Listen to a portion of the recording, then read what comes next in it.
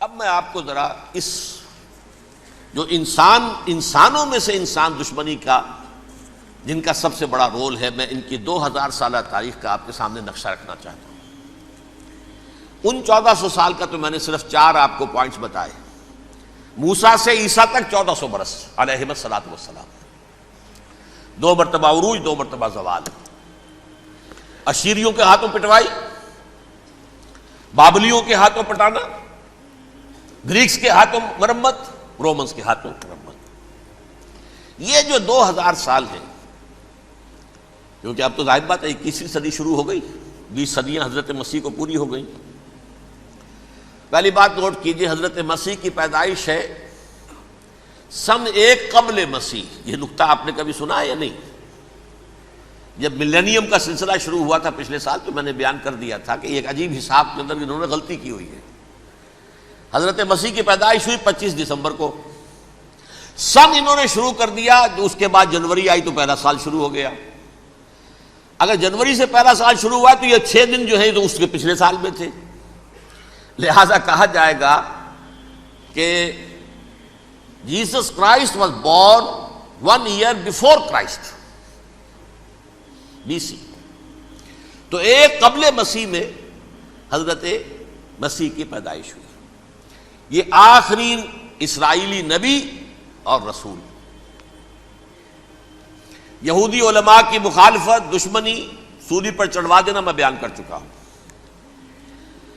سن 33 عیسوی میں، جبکہ حضرت مسیح کی عمر 33 برس تھی، اللہ تعالیٰ نے انہیں زندہ آسمان پر اٹھا لیا، لیکن یہودیوں نے اپنے خیال کے مطابق انہیں سولی پر چڑھوا دیا، ان کی موت واقع ہو گئی۔ اگرچہ اس کے بعد یہ اختلاف ہے ان میں، یہودی کہتے ہیں وہ سولی پر چڑھ گیا، ختم ہوا، مر گیا۔ عیسائی کہتے ہیں نہیں، انتقال ہوا ہے مسیح کا صلیب پر، لیکن پھر وہ دوبارہ زندہ ہو گئے ہیں۔ ان کی لاش ایک غار میں رکھ دی گئی تھی، وہاں ریزریکشن ہو گیا، ان کا باعث بعد الموت وہیں ہو گیا، اور پھر انہیں اللہ نے زندہ آسمان پر اٹھا لیا۔ تو ہمارے اور عیسائیوں کے درمیان نوٹ کر لیجئے، یہ چیز مشترک ہے کہ حضرت مسیح آسمان پر زندہ اٹھائے گئے۔ فرق کیا ہے؟ وہ سمجھتے ہیں کہ سولی دیے گئے، سولی پر مرے، پھر زندہ ہوئے، پھر گئے۔ ہم سمجھتے ہیں کہ نہیں، وما صلبوہ وما قتلوہ، انہوں نے نہ صلیب دے سکے انہیں اور نہ انہیں قتل کر سکے، بل رفع اللہ الیہ، اللہ نے اٹھا لیا۔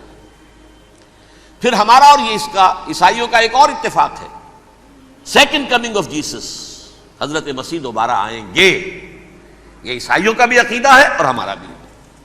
بہرحال تو جیسا کہ میں نے عرض کیا کہ اس وقت یہ عذاب استیصال، عذاب اکبر کے مستحق ہو چکے تھے، لیکن اللہ نے ان کی مدت دراز کی ہے، لیکن ان پر دنیاوی عذاب کا ایک کوڑا جو ہے اللہ تعالیٰ کی طرف سے اسی وقت برسا۔ دنیاوی عذاب دنیا میں رہتے ہوئے ختم نہیں کیا۔ 37 برس بعد، حضرت مسیح کے رفع سماوی کے 37 برس بعد، سن 70 میں یہودیوں نے بغاوت کی رومیوں کے خلاف۔ رومی ٹائٹس جنرل تھا ایک، اس نے پھر جو حملہ کیا ہے، 1,33,000 یہودی ایک دن میں قتل کیا یروشلم میں، اور ہیکل سلیمانی گرا دیا۔ وہ ہیکل پہلے بھی گرا تھا، پہلے 1400 سال کے دوران میں بھی نبوکدنضر نے گرایا تھا، لیکن پھر اس کے 150 سال بعد انہوں نے دوبارہ بنا لیا تھا، اس لیے وہ اسے سیکنڈ ٹیمپل کہتے ہیں۔ پہلا ٹیمپل جو حضرت سلیمان نے بنایا تھا، نبوکدنضر نے گرا دیا 587 قبل مسیح میں، پھر دوبارہ انہوں نے 150 سال کے بعد بنا لیا۔ وہ اس تاریخ کا حصہ ہے، میں نے جس کے بارے میں آپ کو تفصیل نہیں بتائی۔ اس میں یہ ہوا سن 70 میں وہ گرا دیا گیا، وہ آج تک گرا پڑا ہوا ہے۔ نمبر 2، یہ کہہ دیا گیا کہ یہودیوں اس ارض فلسطین سے نکل جاؤ، تم یہاں نہیں رہ سکتے اب۔ لہذا جس کا جہاں سینگ سمایا چلا گیا، یورپ میں چلے گئے، ایشیا میں آ گئے، عرب میں آ گئے۔ یہ 3 قبیلے جو رات بھی میں نے عرض کیا تھا، بنو قینقاع، بنو نذیر اور بنو قریظہ، یہ وہاں سے آ کے مدینے میں آباد ہو گئے۔ جس کا جہاں سینگ سمایا، افریقہ میں، ہندوستان میں، جہاں چلے گئے۔ ڈایاسپورا اسے کہتے ہیں، وہ آپ نوٹ کر لیجیے اس لفظ کو، ڈایاسپورا، ہمارا دور انتشار، جبکہ ہمیں ہماری اصل سرزمین تو فلسطین ہے، حضرت ابراہیم کا مسکن، حضرت اسحاق حضرت یعقوب کا مسکن فلسطین، یہ ہے ہماری اصل جاگیر، یہ تو ہماری جدی پشتی جاگیر ہے، لیکن یہاں سے نکال دیے گئے سن 70 عیسوی میں، اور وہاں سے لے کے 1917 تک ان کا ڈایاسپورا جاری رہا۔ یہ دور انتشار ہے۔ اس دور انتشار کے اب چند حصے ہیں جس کو میں چاہتا ہوں کہ آپ علیحدہ علیحدہ سمجھ لیں۔ دور انتشار کا جو پہلا جو ہے تقریباً 300 برس رومی حکمران تھے، وہ یہودیوں کے بھی دشمن تھے اور عیسائیوں کے بھی دشمن تھے، عیسائی اور یہودی ایک دوسرے کے بھی دشمن تھے، لیکن رومی سمجھتے تھے کہ یہ ایک ہی تھیلی کے چٹے بٹے ہیں۔ رومیوں کے نزدیک عیسائی بھی یہودیوں ہی کا ایک فرقہ تھے، کوئی علیحدہ مذہب تو تھا ہی نہیں، لہذا رومی جو ہیں رومنز وہ ان دونوں کو ستاتے تھے، مارتے تھے، اور یہ آپس میں لڑتے تھے، یہودی عیسائیوں کو مارتے تھے، عیسائی یہودیوں کو مارتے تھے۔ یہ ہے 300 برس تک کی تاریخ۔ سن 300 عیسوی میں کیا ہوا؟ ایک معجزہ ہو گیا۔ بہت عظیم ایمپرر کانسٹینٹائن، قسطنطین اعظم، رومن ایمپررز میں سے بہت بڑا ایمپرر، وہ عیسائی ہو گئے۔ اب تو معاملہ بالکل تلپٹ ہو گیا، پوری سلطنت عیسائی ہو گئی۔ اب عیسائیوں کے عیش ہو گئے اور یہودیوں پہ مار پڑنی شروع ہوئی۔ اب عیسائیوں کا آپ خود سوچئے کہ جنہیں وہ خدا بنا بیٹھے ہیں، خدا کا بیٹا قرار دے رہے ہیں، ان کے قاتل کون؟ یہودی بدماش۔ لہذا ان کی وہ پٹائی شروع ہوئی ہے یورپ میں، پوری رومن امپائر میں، انہیں ذلیل کیا گیا، شہروں میں آمد بند، علیحدہ رہو، گھیٹوز کے اندر رہو۔ یہودی کا نام جو ہے وہ گالی بن گیا، جیسے آج بھی یہودی گالی کہتے ہیں، جیسے خنزیر کا لفظ، آخر وہ بھی اللہ کی مخلوق ہے، لیکن آپ کو معلوم ہے کوئی شخص زبان پہ نام نہیں لانا چاہتا خنزیر کا، سور کا، ہے تو مخلوق وہ بھی ایک حیوان ہے۔ ایسے ہی یہ ہے یہودی، یہودی گالی، جیوٹ گالی۔ لہذا ایک طرف تو ان دونوں کے درمیان دشمنی، جس کو قرآن کہتا ہے وَأَغْرَيْنَا بَيْنَهُمُ الْعَدَاوَةَ وَالْبَغْضَاءَ، ہم نے ان کے مابین دشمنی جو ہے پیدا کر دی۔ اور جب یہ پوری سلطنت عیسائی ہو گئی تو قافیہ تنگ ہو گیا یہودیوں کا۔ اب آئیے 571 عیسوی، یعنی جب کہ ڈایاسپورا کو کتنا عرصہ ہو چکا تھا؟ 500 برس۔ سن 70 سے شروع ہوا نا ڈایاسپورا، جب ٹائٹس نے گرایا ہے ہیکل کو اور نکال باہر کیا انہیں فلسطین سے، بھاگ جاؤ یہاں ایک یہودی بھی نہیں رہے گا، فلسطین سے نکال دیے گئے۔ اس کے پورے 500 برس بعد سن 571 عیسوی میں حضور کی پیدائش ہوئی، ولادت باسعادت محمد الرسول اللہ صلی اللہ علیہ وسلم۔ 610 میں آپ پر وحی کا آغاز ہوا، لیکن حضور کے ساتھ ان کا معاملہ کیا رہا؟ اول تو جب کہ حضور ابھی مکے ہی میں تھے، یہودیوں نے ریشہ دوانیاں شروع کر دی حضور کے خلاف۔ قریش مکہ کو سکھاتے تھے، پڑھاتے تھے، ان سے یہ پوچھو، ان سے یہ پوچھو، انہیں اس طرح تنگ کرو، ان سے یہ امتحان لو، یہ آپ کے علم میں ہے۔ سورہ بنی اسرائیل میں، سورہ کہف میں وہ سوالات، جو امتحانی سوالات آئے تھے، ذوالقرنین کون تھا، اصحاب کہف کون تھے، تم رسول بنے پھرتے ہو تو بتاؤ، اور یہ روح کی حقیقت کیا بتاؤ۔ یہ ساری ریشہ دوانیاں کر رہے تھے بیٹھے ہوئے، ابھی وہیں پر حضور ابھی پہنچے بھی نہیں۔ ہجرت فرما کر حضور تشریف لے آئے تو حضور نے، جسے ماسٹر سٹروک کہا جائے گا، یعنی اسٹیٹس مین شپ کا ماسٹر سٹروک، آپ نے مدینے میں آتے یہودیوں کے ساتھ پیکٹ کر دیا، جوائنٹ ڈیفنس پیکٹ آف مدینہ، کہ اگر مکے والے ہم پر حملہ کریں گے تو ہم مل جل کر ایک قوم کی حیثیت سے مقابلہ کریں گے۔ یہ میثاق مدینہ کہلاتا ہے، جس کے بہت غلط معنی پہنائے جا رہے ہیں آج کل۔ بہرحال میں موضوع میرا چونکہ یہ نہیں، میں ادھر نہیں جاؤں گا، لیکن ہوا کیا؟ ہر مرتبہ یہ خیانت کے مرتکب ہوئے، ان نے جو عہد کیے تھے ان سے پھرے، اندر ہی اندر سازش، ریشہ دوانی، حضور کی بدترین دشمنی۔ سورہ نساء کی آیت نمبر 12 میں 14 میں 13 میں فرمایا ہے لا تزال تطلع علی خائنۃ منہم، اے نبی ہمیشہ آپ کے علم میں ان کی طرف سے خیانتیں، بددیانتیاں آتی رہیں گی. اور بار بار وہ مسلسل جنگ کی آگ بھڑکاتے تھے. قریش کو دعوت دیتے، آؤ آؤ آؤ ہم اندر سے بغاوت کر دیں گے، تم آؤ تو صحیح، ختم کریں محمد کو اور اہل ایمان کو صلی اللہ علیہ وسلم ورضی اللہ تعالی عنہم اجمعین.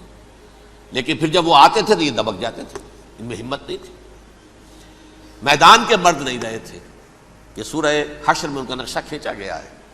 کھلے میدان میں مقابلے کی اس کے اندر صلاحیت ہی نہیں ہے. یہ تو فصیلوں کے پیچھے سے، جیسے عورتیں کہیں دیہات میں لڑائی ہوتی ہے تو مرد جو ہے گلیوں میں لڑتے ہیں، عورتیں اوپر سے پتھر پھینکتی ہیں، بس وہ کام یہ کر سکتے تھے. من ورائے جدر، فصیلوں کے پیچھے سے، جنگ میں میدان میں نہیں آ سکتے. بہرحال قرآن مجید میں ہے یہ سورہ مائدہ کی آیت نمبر 64، کلما اوقدوا نارا للحرب اطفاها اللہ. اکثر و بیشتر مواقع پر تو یہ جب آگ بھڑکاتے تھے جنگ کی، اللہ اسے بجھا دیتا تھا.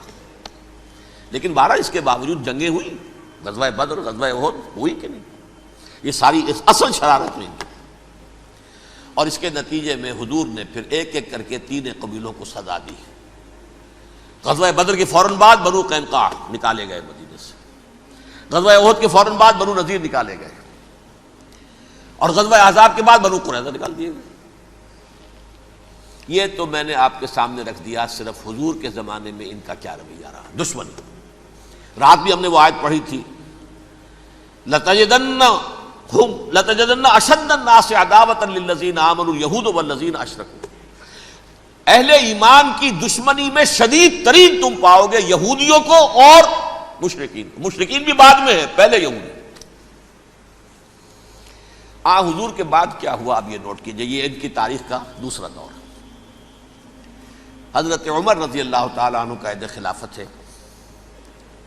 بیت المقدس کا محاصرہ کیا گیا، فصیل بڑی اونچی، شہر اندر سے سیلف سفیشینٹ، حملے کا راستہ کوئی نہیں. محاصرہ طول کھینچ رہا ہے لیکن ان کے پاس رسد بھی موجود ہے، پانی بھی موجود ہے، وہ دروازے بند کر کے بیٹھے ہوئے ہیں. بالآخر اللہ تعالیٰ کی مشیت کا ظہور کیسے ہوا؟ ان کے کچھ علماء آئے فصیل پر، کہا دیکھو مسلمانوں، تم قیامت تک بھی یہاں پڑے رہو گے محاصرہ کر کے، ہمارا یہ شہر فتح نہیں ہوگا. ہاں ایک درویش بادشاہ کے ہاتھوں یہ شہر فتح ہونا ہے، لیکن تمہارے اندر ہمیں وہ نظر نہیں آ رہا. ابو عبیدہ بن الجراح رضی اللہ تعالی عنہ، امین هذه الامہ، ان کا فوراً ذہن گیا وہ درویش بادشاہ مدینے میں بیٹھا ہوا ہے عمر رضی اللہ تعالی. اب ایک اور عمر بھی ہے جو قندھار میں بیٹھا ہے. نقشہ وہی ہے، سادگی کی حد تک نقشہ وہی، بالکل وہی، اپنی آنکھوں سے دیکھا ہے وہی سادگی. عمر اول، عمر ثانی تھے عمر بن عبد العزیز. اب ایک اللہ کے فضل سے اللہ تعالیٰ ایدہ اللہ بنصرتہ، اللہ تعالیٰ ان کی نصرت فرمائے، دشمنوں کو ان کے مقابلے میں نیست و نابود کرے. انہوں نے ریکویسٹ بھیج دی کہ حضور تشریف لائیے، یہ شہر فتح ہو جائے گا. وہ ہے سفر تاریخی، اتنا طویل سفر، تقریباً 700 میل، ایک اونٹ، ایک خادم، ایک منزل پہ امیر المومنین اوپر بیٹھے، خادم آگے چل رہا ہے، اگلی منزل پہ خادم اوپر بیٹھا ہے، امیر المومنین آگے جا رہے ہیں. اور جب پہنچے ہیں تو وہ باری تھی خادم کی. انہوں نے ہاتھ جوڑ دیا، حضور خدا کے لیے تم کیا کہیں گے لوگ، وہ میرا برا حال کر دیں گے، تمہیں شرم نہیں آئی؟ امیر المومنین پیدل آگے چل رہے ہیں نکیل پکڑ کر، اور تم بیٹھے ہو اوپر براجمان ہو. حضرت عمر فرمایا الدور دورک، نہیں باری تمہاری ہے، بیٹھ. اس حال میں پہنچے ہیں. اور پھر یہ کہ ابو عبیدہ بن الجراح آئے ہیں، استقبال کیا ہے تو دیکھا ہے اس حال میں چلے آ رہے ہیں. عمر نکیل پکڑے ہوئے چلے آ رہے ہیں، اور کہتے ہیں کہ کہیں کیچڑ ویچڑ تھا، جوتے خراب ہو گئے تھے، وہ بھی اتار کے ہاتھ میں پکڑے ہوئے، کپڑے تو تھے ہی پھٹے ہوئے. انہوں نے کہا بھی حضرت ابو عبیدہ نے، دیکھیے یہ بڑا متمدن ملک ہے، بڑا مہذب علاقہ ہے یہ، آپ ذرا حلیہ اپنا دوست فرما لیں تب جا کے پیش ہم آپ کو کریں گے. آپ نے فرمایا نحن قوم اعزنا اللہ بالاسلام، ہم وہ قوم ہیں جنہیں اللہ نے عزت دی ہے اسلام کے ذریعے سے. کپڑوں کے ذریعے سے نہیں، دولت کے ذریعے سے نہیں۔ اسی حال میں گئے ہیں، اوپر سے انہوں نے کھڑے ہو کر نشانیاں دیکھی ہیں، اپنی کتابیں کھولی، ہاں یہ وہی ہیں، اچھا لو جی سرنڈر، شہر تمہارے ہاتھ میں۔ خون کا ایک قطرہ نہیں بہا اور بیت المقدس فتح ہو گیا۔ لیکن اس وقت حضرت عمر نے ایک نرمی یہ کی کہ یہودیوں کے لیے بھی اسے اوپن سٹی قرار دے دیا۔ یہ احسان عظیم حضرت عمر کا۔ اس سے پہلے یہودی آ ہی نہیں سکتا تھا، داخل ہی نہیں ہو سکتا تھا، وہاں وہ آ کر وزٹ نہیں کر سکتا تھا، زیارت نہیں کر سکتا تھا اپنے مقدس مقامات کی۔ حضرت عمر نے یوں سمجھیے کہ تقریباً 550 برس کے بعد ان کے لیے راستہ کھولا ہے کہ ہاں تم آ سکتے ہو، زیارت کر سکتے ہو۔ لیکن یہ عیسائیوں نے لکھوایا معاہدے کے اندر، انہیں یہاں آپ آباد ہونے کی اجازت نہیں دیں گے، لیکن کم وزٹ دی پلیسز، دیکھیں زیارتیں کریں اور جائیں۔ یہ معاہدہ حضرت عمر کا ہے رضی اللہ تعالیٰ، جو پھر خلافت راشدہ کے بعد بنو امیہ نے بھی اس کو آنر کیا، بنو عباس نے کیا، پھر جو ہمارے یہ ترکوں میں اندر خلافت آئی تو ترک خلفاء نے بھی اس معاہدے کی پوری پابندی کی۔ فلسطین میں آ سکتے ہیں یہودی صرف زائرین کی حیثیت سے، وہاں آباد نہیں ہو سکتے۔ اب آئیے اگلا دور آیا حضرت عثمان کا دور خلافت۔ یہ ہے وہ وقت کہ اب یہود نے امت مسلمہ کی پیٹھ میں چھرا گھونپا۔ وہ کیسے؟ ایک یہودی عبداللہ ابن سبا اسلام کا لبادہ اوڑھ کر آ گیا، معاشرے کا جائزہ لے لیا، ان میں بنو ہاشم اور بنو امیہ میں جو پرانی کشاکش تھی اس کے کچھ نہ کچھ جراثیم باقی ہیں، اگر ان کو ذرا بھڑکا دے تو مسلمانوں میں انتشار پیدا ہو جائے۔ کہا یہ عثمان کون ہے؟ یہ تو بنو امیہ میں سے ہے، یہ حق تو بنو ہاشم کا ہے، خلافت ان کے پاس ہونی چاہیے، محمد کے تو رشتہ دار وہ ہے صلی اللہ علیہ وسلم۔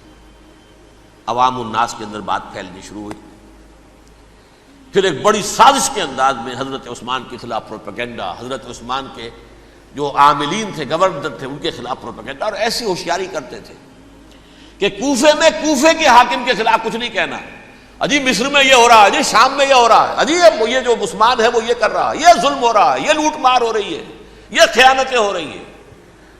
اب نہ تو اس زمانے میں مینز آف کمیونیکیشن، کیسے تصدیق کریں؟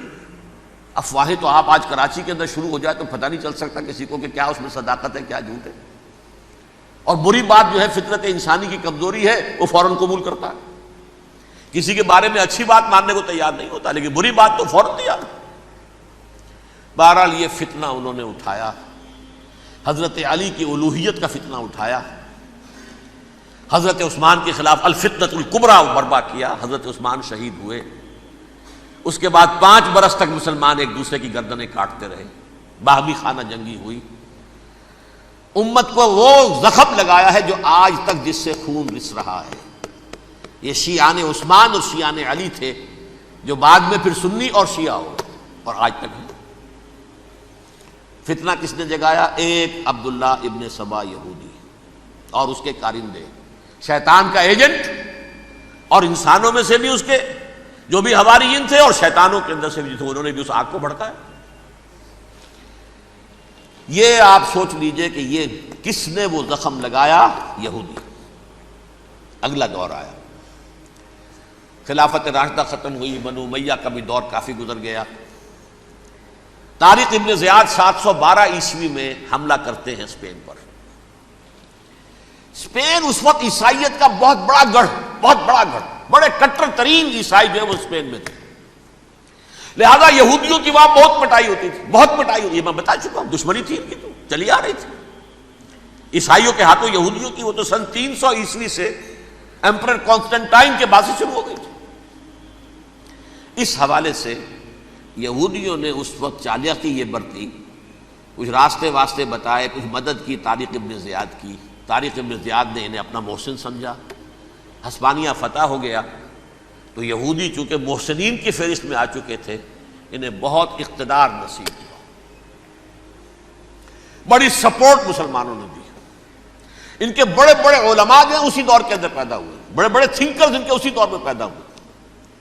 بن گوریون جو کہ ایک وزیر اعظم تھا اسرائیل کا، اس نے یہ لکھا ہے اپنی کتاب میں، Muslim Spain was the golden era of our diaspora. وہ ڈائسپورا جو 70 عیسوی سے شروع ہوا تھا اور 1917 عیسوی تک جاری رہا ہے، اس میں سے گولڈن ایرا ہمارا جو تھا وہ مسلم اسپین تھا. ہسپانیہ میں بیٹھ کر ہم نے عیش کیے.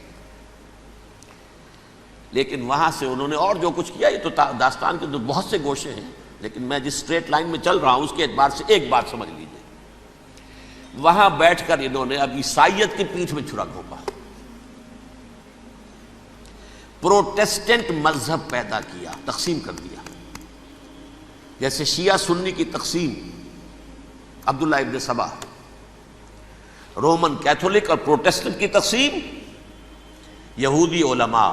ہوتا کیا تھا؟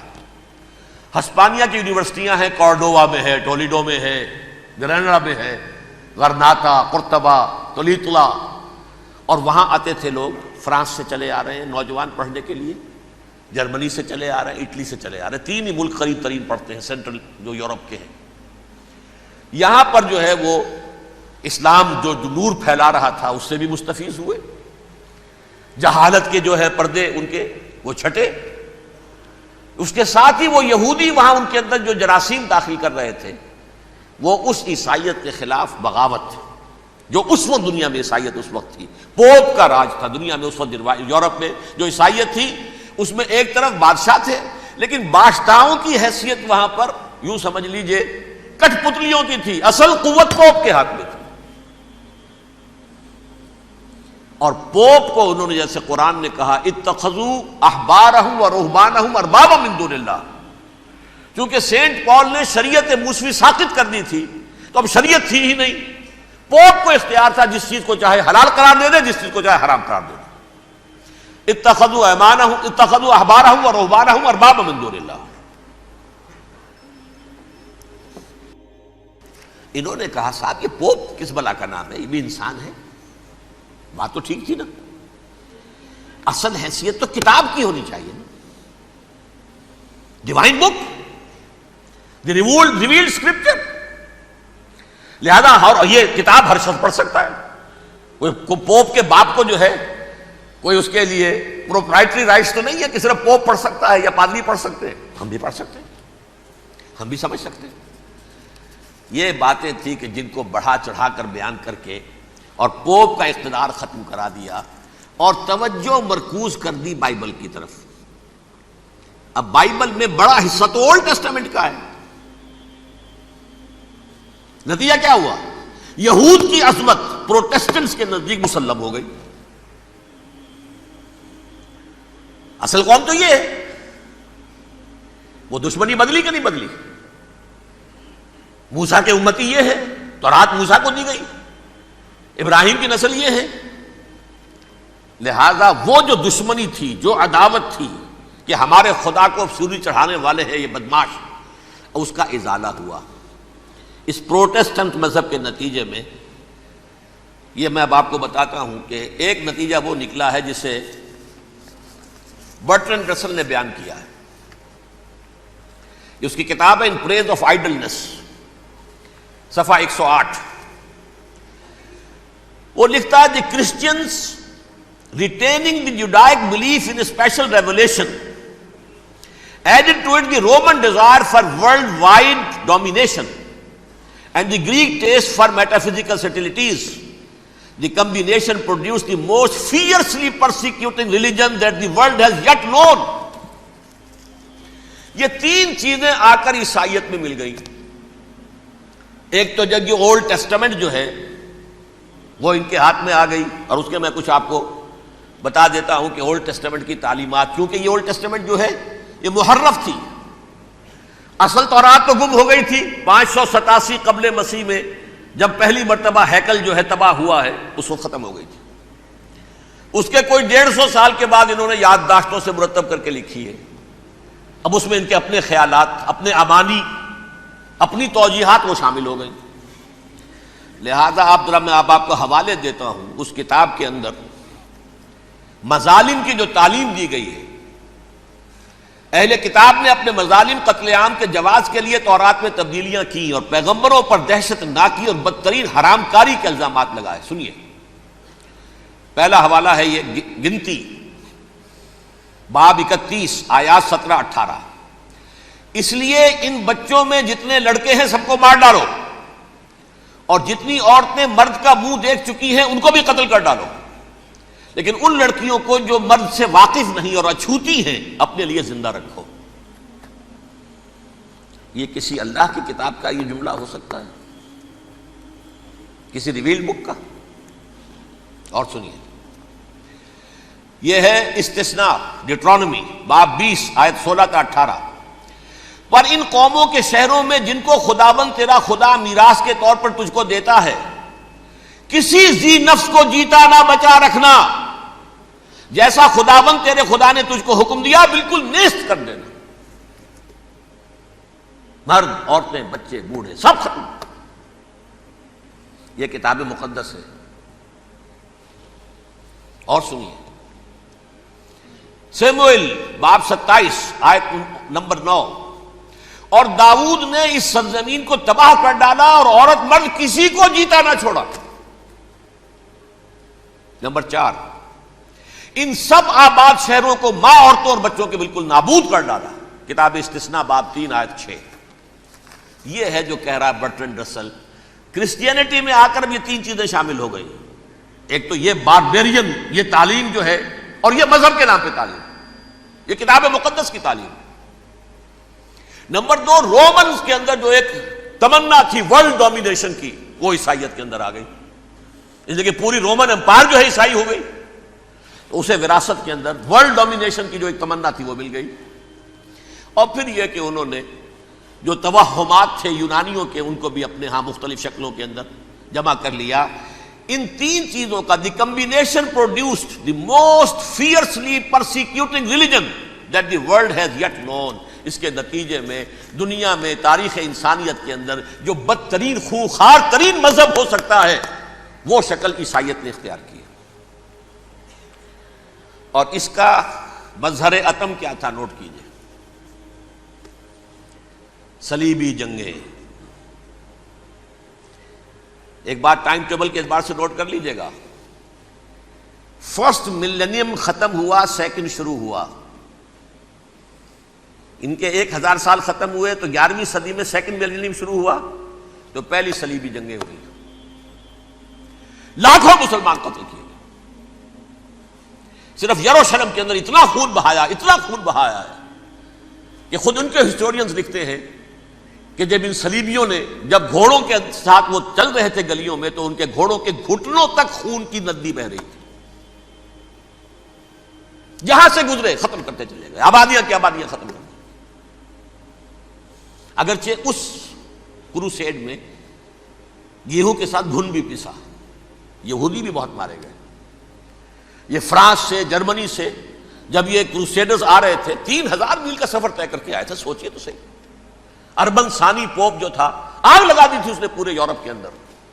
شرم سے ڈوب مرو، تمہارے مقدس علاقے مسلمانوں کے ہاتھ میں. انفیڈلز، یہ کافر، یہ مرتد، یہ ملحد.